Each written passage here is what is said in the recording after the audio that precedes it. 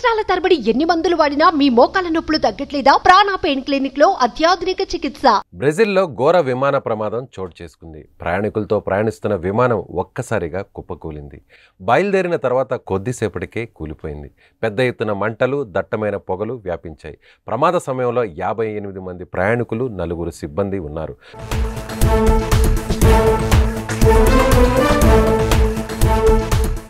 ప్రమాదం దాటికి విమానంలోని వారంతా మరణించినట్లు సమాచారం.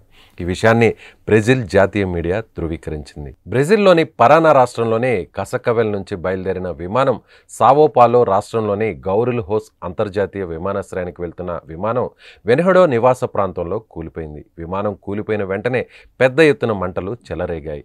విమానం కాలి బూడిదైంది. ప్రమాదంపై బ్రెజిల్ అధ్యక్షుడు లూయిజ్ ఇనాసియే లలు డా సిల్వా దిగ్భ్రాంతి వ్యక్తం చేశారు.